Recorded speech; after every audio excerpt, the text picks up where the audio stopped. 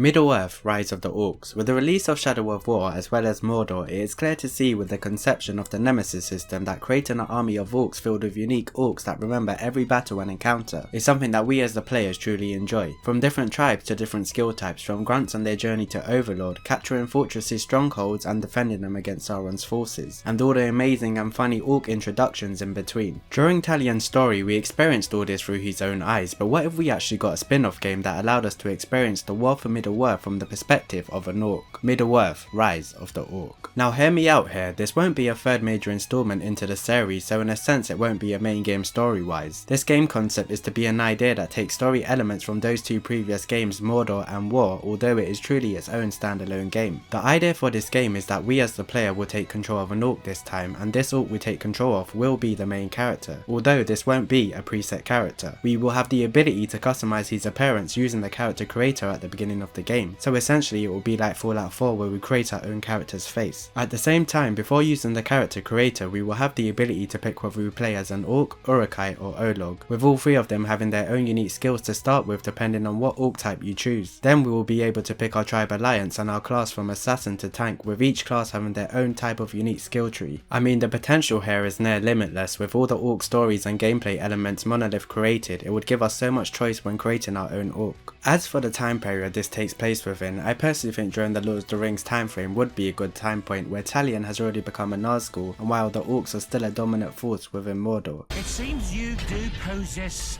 some elixir of life, and it seems I will have to open you up again for exploration, for science. We will start as a grunt orc doing story missions in order to increase our own skill, reputation and rank, as we work our way up to a bodyguard of a captain, to captain himself, to a war chief and then overlord. Although our main character isn't like any of the other orcs in Sauron's army, and has a dream of uniting all the orcs of Mordor together under one tribe, and as he does this he finds himself climbing the ranks to become the most powerful orc in Middle-earth. Of course, as we do this, other war chiefs and overlords will notice and challenge us to one-on-one combat, or we will have a full-on fortress assault that will be pretty much improved from Shadow of War. One cool feature I'd love to be in this game though is the ability to call orcs from the army menu that are under our current status to our actual side. So if we are the overlord of a region, all the orcs in our army menu will be ranked below us and therefore will all show up when we call for our army. So the cool thing here is having the ability to call for orcs from our army menu at any moment and march into another fortress and have a full on battle without activating the whole fortress assault scenario. And if we succeed in taking out all the army within that fortress, we will be able to call out the overlord.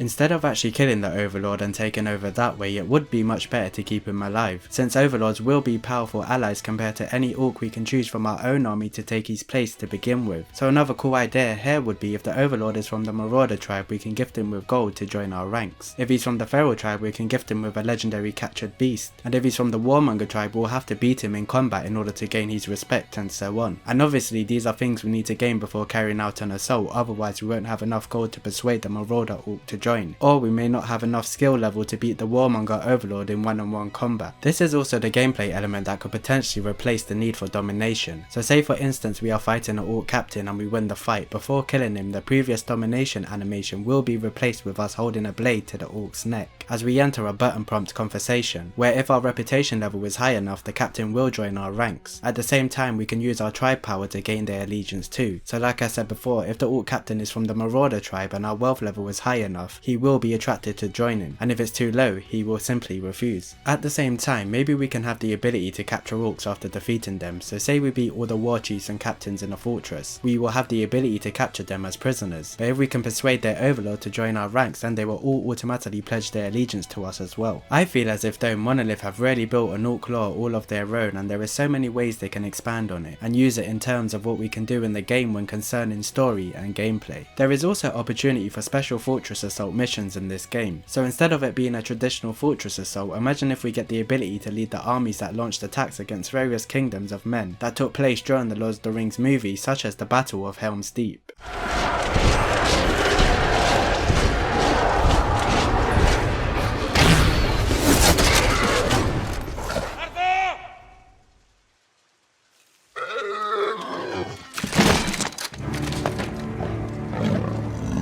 I mean, that is the best possible place I could see the Fortress Assault technology going to take it to the next level. To relive these epic battles from the perspective of the Orc side would be absolutely incredible, especially that moment where Gandalf comes from the east to wipe us all out. Even though the Orcs lost this battle, I still think it would be great to experience them. Although the idea here is to activate these special missions where we do get to launch these attacks that happened within the movies, we won't be playing as the Orc that we created at the beginning of the game, but we will take control of legendary Orcs that commanded these armies during these certain battles at the time they took place. I mean, this is just the basis of this idea. Although once we are successful in gaining command of all the Orcs in Mordor and uniting them under one tribe and being the best Orc among them, the ending could lead up to the moment of the Battle of the Black Gate, where Aragorn and the Fellowship try to buy time for Frodo, and you see in this scene that the Orc army are actually successful in surrounding them and could have finished them off eventually if not for Frodo destroying the ring. So in this game, this could have been the ultimate one tribe army we spent all game putting together, and their final moments they actually achieved united victory, since they were pretty much overwhelming the Fellowship, but due to the ring being destroyed they ultimately fail as the ground beneath their feet falls. I mean, this would be so incredible if it tied into the story like that, because even the Nazgul joined this battle, so it would be a cool moment to see Nazgul Talion pop up too. Could you actually imagine our Orc character giving the Orcs of Mordor a speech before marching out of the Black Gates, just like Aragorn did with his small army? I mean, Monolith were able to get the Lady Galadriel in Shadow of War, so a small battle and a scene at the end of the game with Gandalf, Aragorn, Gimli and Legolas and so on could be possibly possible. There could also be a whole multiplayer element to this as well that will allow players to put their best Orcs up against each other, and the winning side will actually gain the losing Orc into their own army, while the losing side will lose their Orc, so it is a risk/reward type situation. I would also like to see the online Fortress Assaults return, but have them be even more tactical than before. As for the fighting pits, it would be a nice touch if we actually could level up our Beast of Mordor and put them up against other players' beasts too. Also, the ability to send one of our Orcs to ambush a friend in his world would be pretty damn cool. Or if we ourselves could invade our friend's world and attack them, sort of like how Dark Souls does it. And imagine if we could take our own army with us too and just battle it out in the open. Now that would be something special. To be perfectly honest, there is so much that could be done with a Middle-earth game from the perspective of an Orc this time, and what I've discussed here is just the tip of the iceberg, so I do really hope Monolith do take on the challenge of giving us a game where we do get to play as an Orc within Mordor. I mean, Grog could even be the means of how we get our health back within the game. Orcs in Shadow of War also had unique weapons, so imagine if you pick to play as an Olog from the start, you will eventually be able to wield that flamethrower and harpoon gun that are available for Ologs in Shadow of War, while Uruk-hai will have access to dual wielding weapons, and your standard Orcs will actually have access to possess Morgul blades, with these just being a few examples of different weapon types that different Orcs will gain access to. I mean, if people were to miss Celebrimbor and Talion's supernatural powers, there is also the Mystic tribe that use dark magic rituals, and can even teleport during combat, so if the player wanted to focus on more Mystic type power fighting, there should be branching skill trees that offer different playstyles depending on the type of Orc tribe you most want to play like. It's things like this that will add replayability to the game, since there will be certain equipment, powers and weapons and combat skills we won't be able to use due to the path we chose for ourselves, so it would be a good opportunity for a second playthrough. I actually have so many different ideas for Middle-earth Rise of the Orcs, but it will get to the point where my ideas begin to contradict each other, as they begin to become an alternative version of the same game that I've pitched here, which leaves me curious to how you guys would like a Middle-earth game from the perspective of an Orc to play out. Could this also be the perfect opportunity for a Ratbag DLC too?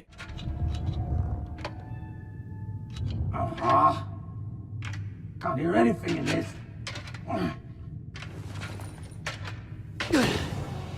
I thought I recognized that voice. Ratbag?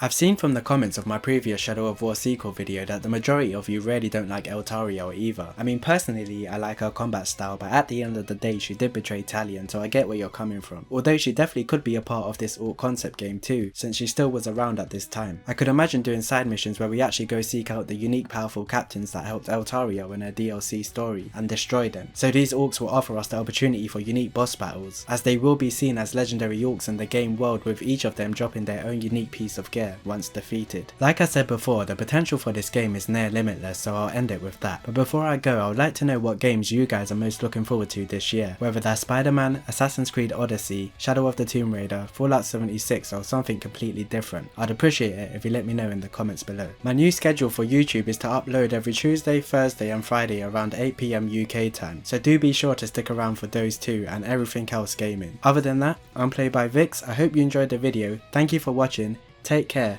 and I shall catch you guys in the next one. My lady, I have searched every corner of Mordor for you. Ever since I first heard the stories of an elf that burned with the brightness of a sun, I never imagined you would be so enchanting. Oh. I hereby renounce the dominion of the Dark Lord, the Bright Lord, whatever that cursed eye atop Barad-dûr is.